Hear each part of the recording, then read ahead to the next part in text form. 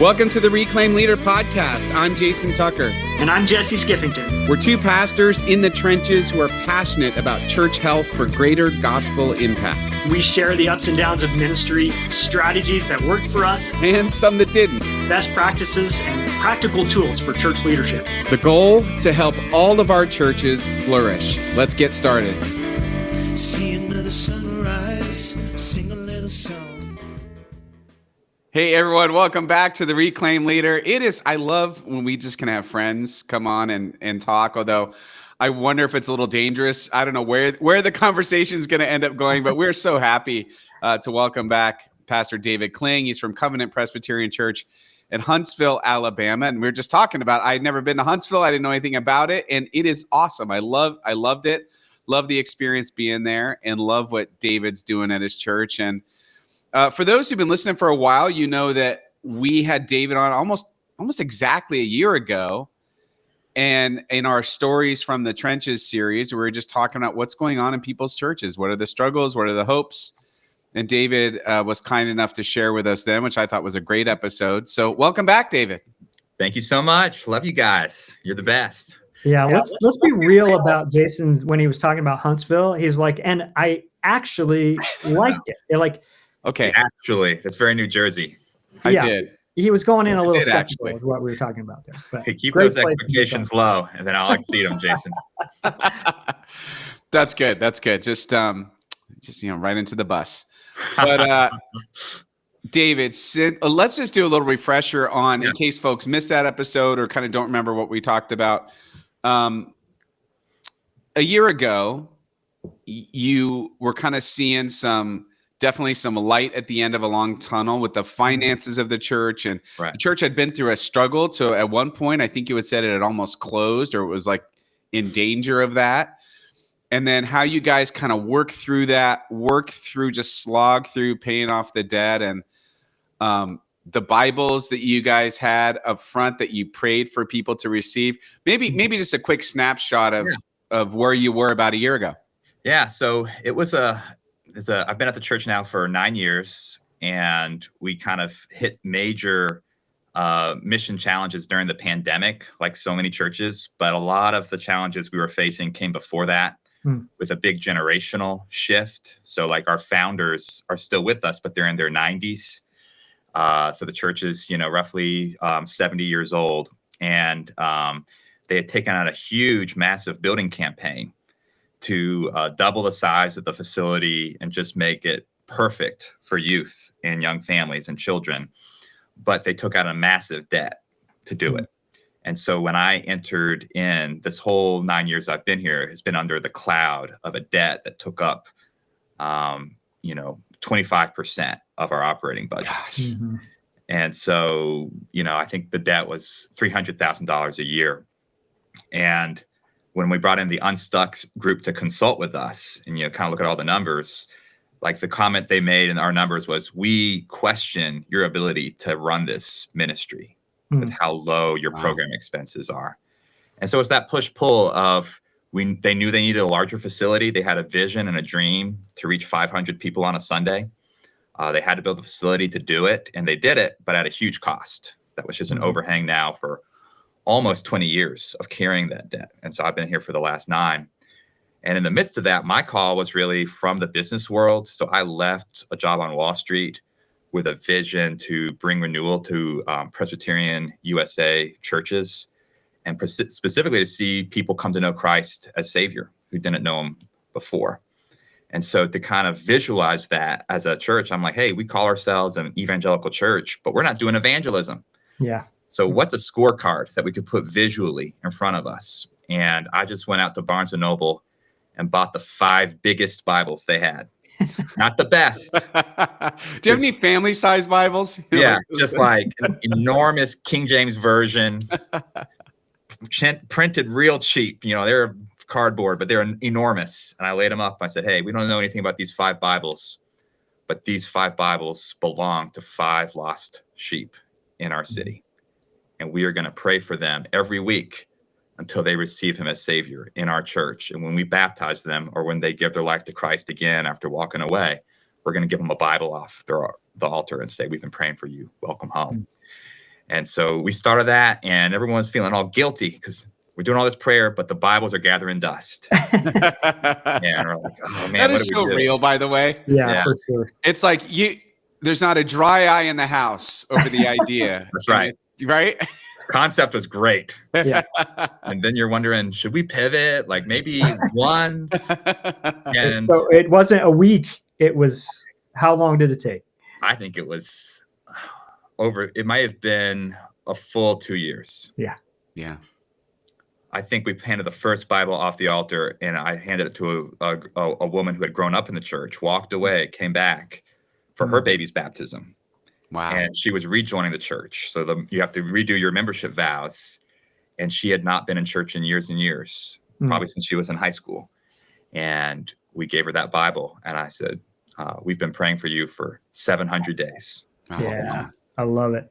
And it's like incredible. So that was the first one. And that was in the pandemic. And at the end of 2021, so after the full year, or end of 2020, the first full year of the pandemic, we had baptized or rededicated 5 young people in their 20s to Christ. That's awesome. Bibles were all gone. So I was like, what are we going to do? Let's put more Bibles on there. So we put 5 more on. And then, so that 5 Bibles was like slow. And then they all went in a year. And then the next batch of 5, it took us another 4 years. So again, we went through so many organizational things. And so you get down side paths, and you're thinking, okay, we're on this, but how many Bibles have we given out? And that kind of always refocuses us. So every session meeting, every meeting of the elders, I bring the Bibles in, however many we have. So it's 5, there's 3. And we read the parable of the lost sheep as the devotional every week out of those Bibles. And that just focuses us. So what was cool was this Sunday, this last year, we ran out of Bibles. So we had a couple come to Christ together. We only had one. I had to go get another Bible. I couldn't find a matching one, so this year alone, we've given out 4 Bibles just this year. That's awesome. So what we see is the pace is accelerating.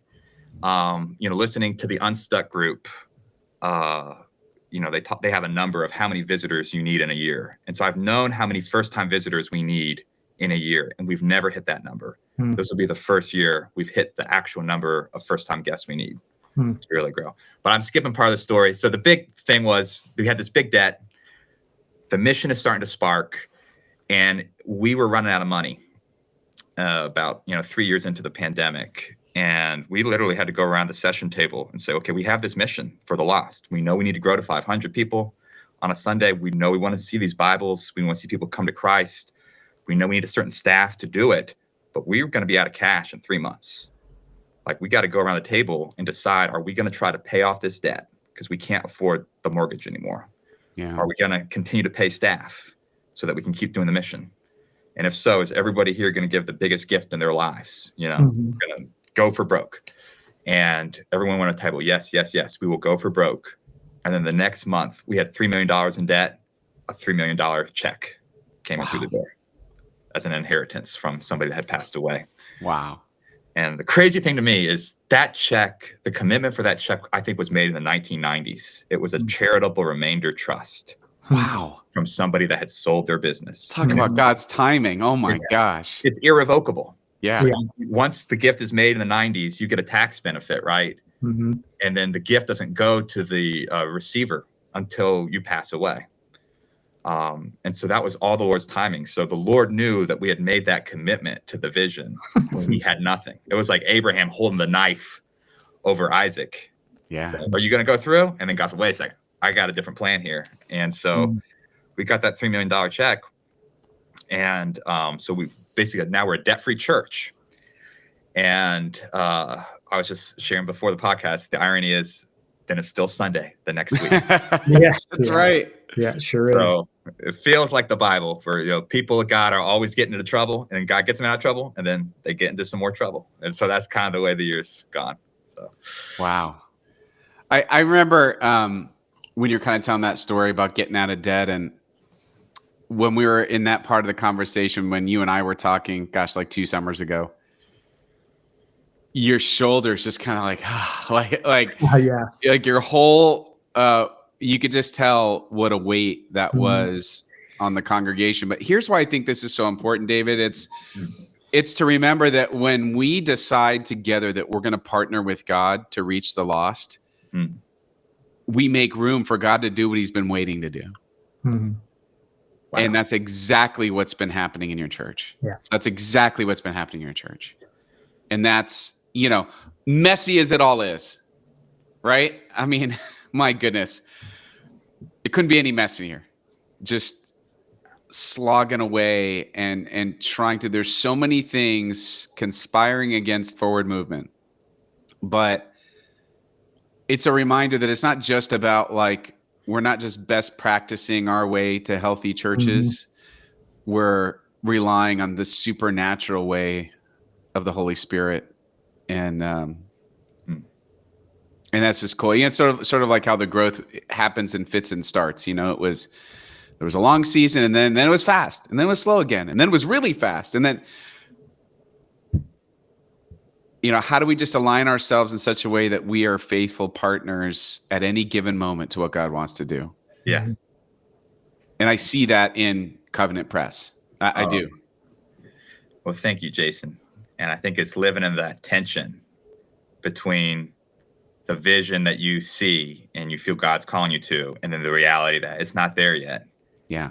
And you run into roadblocks where you realize your best efforts are not enough. So that it's going to have to be the grace of God poured out. And that's probably what he wants anyway. Yeah. Yeah. So since a year ago, tell me about what are some of the challenges, and then we're going to talk about what are some things that really light you up about what's going on. What are some of the challenges specifically in the last year that you've had to figure out, as much as you're willing to share? Because I know that it's always kind of tricky when we're talking about church issues, and maybe we get some church listeners. So you just want to be careful, of course. But yeah, what are some challenges that you've been facing? Yeah, so I think one of the realities is, as we've kind of talked about before, so much of what we have to do is running experiments, and we don't know what's going to have to work. And you guys have talked about that last couple of episodes, have a laboratory, environment. But when you're dealing with a medium-sized church, it's like you got limited people and limited finances, and time is money. And so it's like we don't have we can't run infinite laboratory experiments. Yeah. Yeah. So That's you're true. Yeah. you're asking yourself, you're trying to be very tactical, let's try this and then let's evaluate it, see what the result was. And then we have to consider really carefully, are we going to try again? Because it's something you said in the last episode or 2 episodes ago, Jason, of, people always complain, oh, we've tried that before. Sometimes you just got to try it again. So and there's no right or wrong answer. So you run an experiment, doesn't work. And then you have to ask, do I do it again? Or do we try something else? And so the last time I talked with y'all, I was saying, hey, I think the next thing for us is discipleship. Maybe we've done all this stuff by accident. Maybe we can do it on purpose now. I don't want to rely on God's grace so much. Maybe we can do it, with process and some best practices. And we've got all the team, all the staff. We're ready. Well, we've had so much staff turnover in the last 12 months that we had some plans, and then the staff went different directions, and we had to regroup. But probably one of the biggest, there's been a couple of experiments we tried that I've learned a lot of what not to do. So when last we talked, I thought, okay, we're going to do a big outreach event, and then we're going to link it all up. And y'all were talking about this last year of hey, do the big community event, and then follow it on with invitation, and then follow on with a great sermon series that's really practical, and you guide people into the funnel. And so we're going to do it this year. So we always do our big fall festival, and did the best job ever, inviting the community, getting people's contact information, followed up with people, met with people. They're not in church. We're meeting with them. And then trying to get people to come to Advent. Nobody came. Nothing. Zero flow through in the funnel. Wow, that was a lot of effort for no result. We spent tons of money on professional ads. So we targeting a 10-mile radius around our church to social media. And we got professional photographers in, professional video. We filmed our Advent ads in October. We did a whole Advent service on an October night. Got all the kids in costumes, candles lit. And we filmed it all so that we could air it in November and blitz a 10-mile radius around with come to Covenant for Advent. From that, we got nothing. Not a single visitor during Advent. Nobody from Fall Fest. Wow. Nobody from our expensive ads. So now I'm like, wow, I'm burning through cash really fast. And you know who feels great about it? The church. The people already coming to the church feel great about going to the church because it looks so cool now on video. Hey, that's me. And we could see the ads. People are watching the ads, but they're not taking action on them. And then I do one of my best ever series, very practical, how to live your life. New year, new you. Who loved it? The people in the church. Yeah. I feel so encouraged, but nobody came to that was new. And so in January, and then I had key staff people leave. So the funnels that we were going to put through were all dead. I'm just like, oh my gosh, like, what do we do? And I got to the point where I was like, something's got to give here. We've just tried to spend our way through some problems and try to logic our way through a funnel that's not functioning. So we've got to try some new things here. Now, along the way, so overnight, so I'm worried because all the stuff I'm going to try is not working, but just boop, attendance went up from something I did not think was a good idea. That was against my will. Basically, we had my children's director come and say, hey, I can't recruit any more kids, volunteers, because everybody I'm calling wants to hear the sermon. So we got to do a second worship service. I'm like, we don't got time. We don't got money. We don't got the people for it. And she said, no, we got to figure out a way. And so I'm like, all right, fine. We'll start a chapel service. That's just the sermon for those volunteers. Well, guess what? There was a bunch of people that wanted to come to that earlier time. And then people started finding us through the website. Just the fact that we had a church with no music, the fact that there was no music, people liked that. And they started coming. So just interesting. I had this feeling of not being over 200 in worship. We were at 185, just flat, can't break it. And through just second worship service, small, no music at all, we crested up above it. And because we got more volunteers, shifting our volunteers out of other things and saying, we really need you to invest in the Sunday school time that's happening during worship to support the families because they're only coming for 1 hour. They're not coming to a Sunday school hour too. So we got to get them there. Shifting everybody around, adding this second service, kids is stronger. So we're not struggling for volunteers now. So attendance leveled up, volunteers leveled up, kids leveled up for the thing that cost us no additional money. That was like, all the research says we should not do this, but it was the right idea. And it was just a little tactical move that got us up there. So then I had to really talk myself out of the glums, out of the doldrums, where I was like, everything we tried, it all failed. And staff laughed, all right, let's throw a Hail Mary pass. And there was a guy in town who was an author who had wrote a great devotional. And we reached out to him, reached out to Crossway Publishers. We ended up doing an official book talk for this Crossway published devotional. That was amazing. People loved it. And we got everyone excited. So it's like, okay, we're trying some great stuff. This is exciting. And then let's see what happened next. Then there was a Sunday in March during Lent that was worse than a Sunday in July, worse than the worst summer. I'm like, oh no, this is really bad. What are we going to do with this? And I thought to myself, we've got to be praying for a new generation to rise up. Because what I'm observing is there are young families that are very busy and they don't have time to serve. And then I've got all these retirees now that are sandwiched between traveling to grandchildren or traveling to take care of older parents that are in their 90s. So all my volunteer wins of those great early retirees in their 60s that have all this energy, like it's about to go. So I'm like, this is a perfect storm. God, what are we going to do? And then after that, we ended up having this wave of Gen Z that has been coming to the church that you guys have been talking about.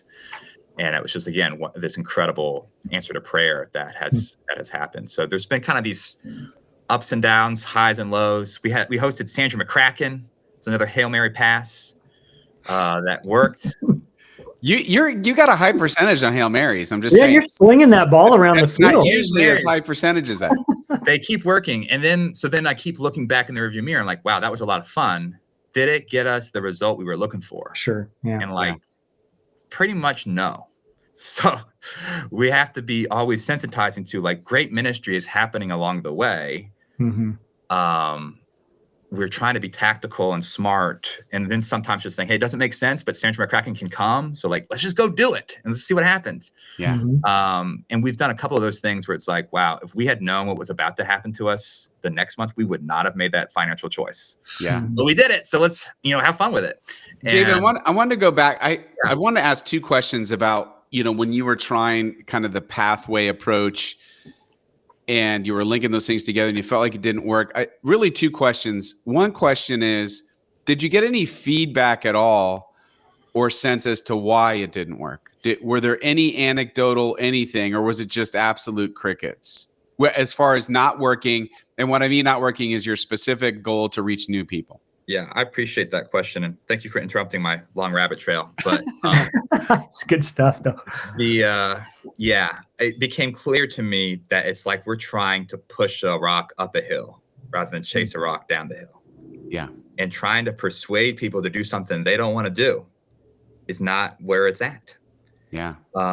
So the people, like, you cast a big net out, you may not be finding the people that actually are aligned with your mission, that are excited, where you're actually matching and finding the people that are excited about what you want to do and the journey that you want to take them on. And it's like, hey, we're Presbyterian. We're never going to be Catholic. We're never going to be non-denominational. We're going to be ourselves, or the people that love us for who we are, or who we are matches what they need. And so I guess where I really was very troubling to me was to see that we could very quickly run out of money casting a wide net, and not being focused on the target that we're trying to hit. Yeah. Do you think it would be also fair to say that even though it did not yield the results you were looking for, what it sounds to me like it did do was create a very positive buzz for your own people, which maybe was a part of getting you to what happened next? I agree. Yeah. People feel a lot of pride, a lot of excitement in who we are and what we're doing. Mm-hmm. And so that's exciting. The whole mood of the church has shifted. So it was almost like 9 years to the day. Some of the people that have been, we call them challengers, right? Very consistently over my 9 years here have been kind of, I have an idea and they've got a counter idea that they feel would be a better way to do it. Perfect. And it was like the hatchet was buried.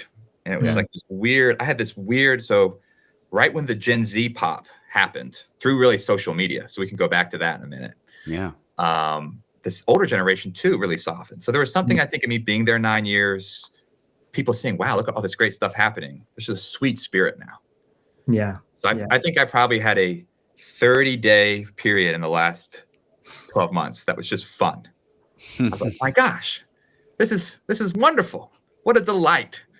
So of 12 months, probably take 30 that 30 days and run with it, man. I can tell you, wow, 30 days out of year. Things are working. Life can be sweet, and then immediately something else happens. So I love it. What I discovered was, so again, I think I learned some important lessons. Was there are people out there that are unchurched that it will take years for them to come back to church. Yeah. You may cast a wide net and find some great people that aren't in church. And you and I were all, Jesse, we were all at the conference where we heard the information. Right. You guys interviewed the guys on the de-churching. And they said, hey, it's easy. Everybody wants to come back. Yeah. Just go ask them and they'll come right in. Yeah. False. Not true in my experience. Maybe in Orlando. You hit on something, though, that I think is really, I'm hearing a couple threads. One, I'm really curious about your no music service. Yeah. It's something we experimented with about 10 years ago with some success as well. So I'm wondering what that's about. But also just there's something about a healthy pride of community that then I think creates invitation points for people who are more of a mission fit. And so I wonder if that's some of even just doing the wide net kinds of things, or whatever the kinds of things that bring life to the community and go, I love my church. And Jason, don't you guys have the We Love Tower Hill shirts or whatever you guys have? We do. And it's like the pride of place. And then invitation is the opportunity, because I think the wide net may capture a few, and we do the Christmas mailer. I think we probably get 0.1% response on that or something. But there's something in being out in the community and then having your people be inviters, because I think it was a 50-50 chance that somebody's going to say yes to a personal invitation and a 1 in 10,000 chance to respond to a mailer. So it's like, so if you can get that pride of place to the point where people are like, I want you to come be a part of this thing at my church. I don't know, just a thread that I was kind of hearing in there. That's so in the midst of my ennui, in the midst of my doldrums, I discovered this incredible author I'd never read before, Seth Godin. Have you guys read any of his stuff? Yeah. This is marketing. This is strategy. And to me, this is my new favorite book about church leadership. That's not about church at all. Yeah. But the idea that you're actually trying to target a very, very, very small group of people. So that's the problem with the wide net, is it's very expensive. In reality, who you're trying to choose is who you're trying to directly market to is an alpha wolf. The idea being that people travel in packs and they will follow the alpha wolf. There's only a few of them, and they're highly educated in what they're looking for. And they will then cast the wide net for you. But basically, nobody cares what I think. Nobody cares what our church thinks. Nobody's going to respond to the mailer. But if a friend who is passionate about your church invites them, then they will do it. Yeah. And so if you're chasing you got to chase the leaders with your marketing. If you're chasing the followers, not even the followers will come because they want to follow a friend in. And you even look at the disciples, like that's how it happened. Like Jesus put all his time into people that would then go invite for him. And keep that going. So Jesse, here's what we're doing differently this year. We did not pay $10,000 for professional marketing. Okay. Instead, I told everyone we're not going to do it. It's canceled. I said, no, this is great. I'm like, why is it great? And they said, this is what the elementary school kids love to bring their friends to. I said, that's a good reason. We're going to empower that. And we're going to empower direct invitation. Yeah, there you go. I'm like, how many families do we have? 13 families? We're going to go to all 13 of those doors and hand each of those moms 5 flyers to give to 5 other moms. We're going to like direct pass. Every kid's getting a flyer after Sunday school. Every person, we're going to have a stack of flyers available for pickup. And we're going to go knock on doors around the neighborhood and knock and say, hey, just letting you know, we're the church, right? Like you can see us from your yard. Yeah. So we're going to see, did that work? Did direct empowering of invitations work? Maybe it will. Add one thing, and I think it's a home run. You need a prize wheel for people who invite a friend and their friend shows up. They get to spin a prize wheel and get a prize. It's how we've tripled the size of our middle school youth group. If you invite a friend, you get a prize. It's like, and rewarding invitation. Now, I don't know. Are we manipulating people? Absolutely. No, we're aligning incentives. We want to make it fun, right? That when you invite friends, it's good for your friends. It's good for us. But also we want to say that's the kind of behavior we want to see. So I think that's cool. Kind of creating a big, wide event, but then narrowing the focus of invitation. Yeah. Interesting. And now with the prize wheel, it's going to triple. That's it. Tripled. You heard that from Jesse. You heard it here. There you go. What would you say, David, as you're looking ahead to this kind of next ministry season? What are some things you think about that are just like, oh man, we have such an opportunity here? First of all, and maybe we want to go back a little bit and talk about the Gen Z influx in social media. I'm sure that's an area of excitement as well, but I don't know, maybe you could talk a little about that and then jump into, is there something else that you're kind of just really lit up about? And I think that's the main one is I literally was on my knees praying again in that March Sunday of like, wow, like this is really dangerous. If Lord, you need to send some young people who want to serve rather than are coming with a checklist of what can you do for me? Yeah. We need some people that are aligned with our mission. And you guys will remember at the conference, it was an amazing conference for the fellowship community of Presbyterians. And we heard the great de-churching. I put up one clip that I thought that's the clip about the struggles of the middle-sized church. And I put it on social media and it went viral. So it's reached, I think, about 1 million people. That's crazy. Just this little clip with just my little caption, and it has received almost universal negative comments. The people, this is why it's gone viral, is every negative comment just makes it go, just gives it more juice. But then my followers tripled. So people quietly followed me and loudly disagreed with me. And I've talked to pastors all around the world. I've talked to pastors in Indonesia, in Siberia, in Hungary, in Kenya, and Uganda, and Brazil, and Chile. And everybody's got the same struggles in their churches. And so it hit a nerve. So it also got on the radar of Gen Z. So I started posting about the mission of growing small churches. And there is this Gen Z movement that desperately wants to connect to a more traditional style of church. It's not everybody. It's a narrow slice of the pie. And I think really our best evangelist is Mark Zuckerberg. Yeah. Like, it's Instagram and Facebook, because the algorithm is sorting through people's likes and dislikes and trying to actively match content that matches them. And so through the Gen Z kids sharing about me and about the church, other Gen Z kids saw it in my community. So it's like, hey, you have a reel that reaches 1 million people. Well, that may boil down to 12 Gen Z kids that come to my church, but that's huge. So overnight, we go from no young adult Bible study, everyone's saying, oh, it's great we have something for all these people, but we have nothing for people in their 20s. And we go from 0 to a full Sunday school class. We had a guy that came to Christ in a dream. Wow. He's in his 20s and working on an assembly line in Tennessee, an hour away from us. And Christ came to him in a dream, and he knew that he needed to become a Christian. And so then he turns on his smart TV, because these kids don't have cable. They got smart TVs and they're just watching YouTube.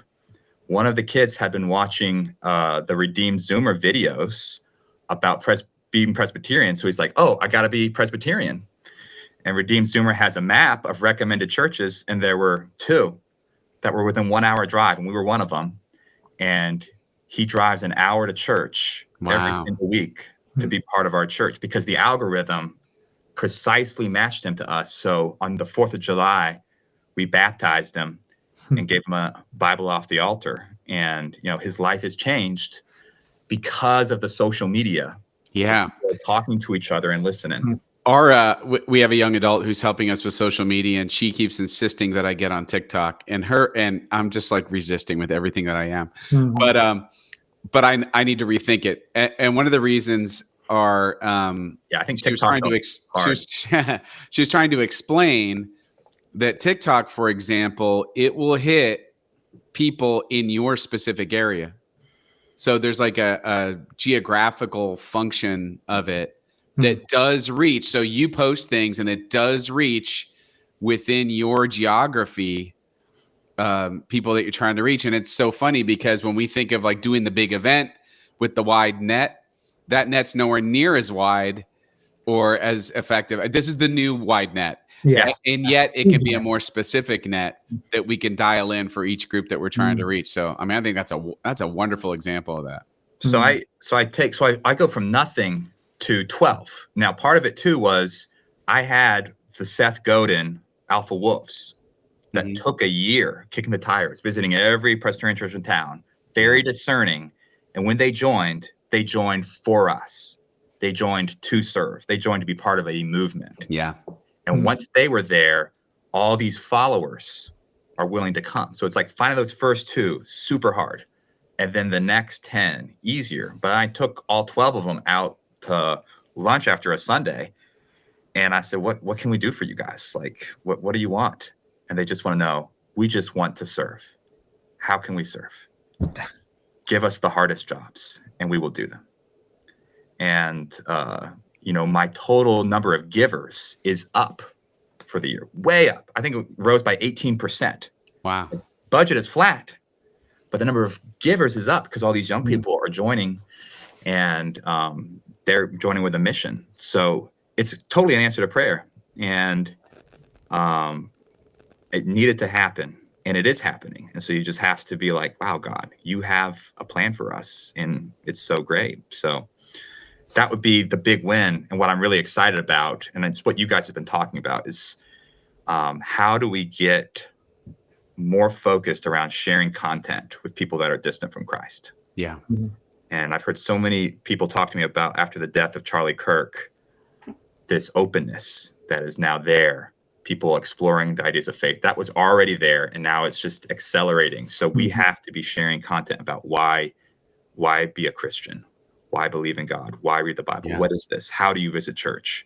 So I think very excited to share Christ with more young people and to get more focused around prayer on that. I don't think we're praying enough, but I also think that we can be using these technology tools to help be our evangelists for us. Well, even like the Charlie Kirk thing, it was definitely a catalyst event in people's lives. Both people who are for and against Charlie Kirk, like it really didn't matter where you fell. The events, that cultural moment, forced people to consider their relationship with God in one way or another. And my whole point when I was talking with our leadership about this is like, we don't know what the next event is in someone's life that's going to draw them to church. The big thing I'm all about is, are we ready to receive them? Are we, right? That's the thing, because you never know what tomorrow's going to bring. Or one person's catalyst moment is another person's ho-hum. It just kind of depends. But is the church prepared? Are we ready? Are we structured? Are we thinking multi-generationally? Are we thinking about, do we have our priorities and our budget in the right way? Are we just set up right? And I think that's the thing that often gets overlooked, and probably because of what you had mentioned early on in this conversation, it's so easy to really get discouraged or to feel down because you feel like all the things we tried didn't work. And what are we doing? And it's never going to work for us. And you stop being ready. That's right. And I think part of evangelism, first of all, it's just an invitation to relationship. And then when you get into that relationship, it's like, are you ready to be friends? Yeah. Or not? Or did you just bring me over here and you didn't know what to do with me? Right. That describes my social life pretty accurately. And that people, and I think to that same point, this is the content, this is the other thing I've learned, is what content works and doesn't work on social media. Yeah. And that basically people want to connect to other people. It's the social part of social media, not institutions. Yeah. That's why you can put an advertisement, paid advertisement out from your church that looks amazing and nobody cares. But if a pastor gets on and says something from their heart, that has the potential to connect. Because it's brokering a relationship. People want to connect to you as a person, and they want to hear from you. And I think that should be a huge encouragement because it's free. Any pastor in America can hop on, face their camera, and say something from their heart. And that will be more effective than a huge ad budget. And you reach more people than Frito-Lay. You'll reach more people than Microsoft, because people don't want to connect to Frito-Lay or Microsoft. They want to connect to a friend. And both of you are just so amazing in your presence through this podcast and through your own sermons. So I think, thank you. Oh, it's extraordinary. I feel like I feel like we have a weekly meeting every my buddies. But that's how people feel when they see a pastor, a kind Presbyterian minister on social media. It interrupts their feed, and it's a moment of humanity that you get to share with somebody. It's imperfect, but it's better than nothing, and it can be the start of something. So I think tying evangelism into that, but I'm not on TikTok yet either. So I know. We all three take the TikTok plunge in the coming weeks and then come back and check. I don't know. Compare notes and see how it's going. That may be a funny episode, to be honest. What is TikTok? I've only been on TikTok via our youth department, where I've had to do something, and So I don't have that, but I think it'd be fun. Let's explore it together. Let's see what happens. I'm a dinosaur, though. I need a team of young people who are just like, listen, just say this, and then we'll take care of it. Yeah, because the cringe factor can be a I pretty just real can't. thing, I too. know. I'm cringing at myself, and I haven't even said anything yet. That's right. No, but David, I love it is it. always, it's great to have you back, man. And it's actually a great excuse just to catch up. I'm glad that, Likewise. I mean, listen, all the things, all the roller coaster of ministry, I just love that it's just real. This is what we're all going through. I don't care who you are, how great you think someone's church is, or everybody's going through, all pastors are going through. And that's why it's like people who are so critical of pastors and churches. I can't tell you how many people, again, back in all the Charlie Kirk stuff, if your church doesn't mention it, you walk away. If your church does mention it, walk away. Everyone's critical and they never led a church before. I'm like, you got a lot to say. You never actually tried to do this crazy thing that we're trying to do. That's So, right. Yeah. Anyway, thanks again. Thanks for coming back on, and we'll be praying for you and your continued success in ministry. And you going to the conference again this year? We'll be there. It's the best week of the year. Nice. It's gonna be a good one. I'll see if maybe I could drag Jesse there. I don't know if I could get him there twice. But Repeat. Yeah. Tell us about the prize wheel, Jesse. The prize wheel. I'm gonna do a prize wheel breakout it's gonna session. need 3-part breakout session for the prize wheel. So it's gonna be a commitment. Keynote, actually. I think it's a keynote opportunity. Hey, real quick, David, if anybody wants to reach out to you, because I imagine a lot of pastors are like, hey man, that sounds like exactly where I'm at. What would be a way that you prefer them to do that? Yeah, you can definitely follow me on Instagram, or you can email me at david.kling@covhsv.org. Awesome. Well, appreciate your time, man. Appreciate your ministry. Appreciate your heart. I appreciate you guys. Love you. You got the best podcast on the internet. So, all right. I'm going to hopefully that goes viral, but that's it. We'll cut that right there. All right. Thanks.